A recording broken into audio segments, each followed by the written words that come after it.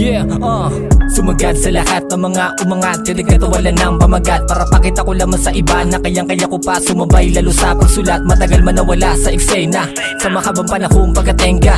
Pero di yung dahilan para hintuan na lang ang mga nasimulan. Obsteka, repa, kahit na marami mga bago na gusbungan na natin na tahimik dito sa aming laro. Madalas na ko dyain at laging tinatawanan, pero di hinakayaan mapabilis sa bano. Di man ako yun laging pinapakinggan ng laki mga kilala't kaibigan.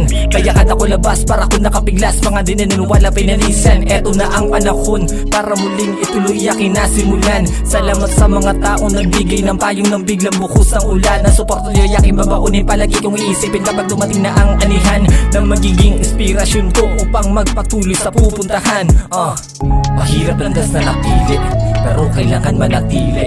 Nagulong sa aking kwarto upang masalupang makilala aking sarili. Malagi na lamang tahimik at lagi na lang nasa gilid. Nagmamatsyag at nagmamasid sa mga tao na papataasan ng ihi. Salamat sa mga taong naniwala noong mga panahon na ako'y nagsimula pa. Sa mga taong umala din na palagi kaagapin ng ako ay siyang naman ng papa. Alaala ng kahapon ng kulitan na saya. Kapag kayo ay aking nakakasama, ay hindi ko malimutan, palagi ko nang dalabungan ng ating mga gintong alaala. At kahit ano pa man na mangyari, umusad lang palagi ng paabante. Hindi na mahalaga kung mabilis man o mabagal, basta nakakanda na sa mangyayari. Alam ko napakahirap pagpatuloy sa lakaran at mga naranasan ko ay grabe, pero ako ay umaasa balang araw makachama dito sa amin nag-iisang biyahe.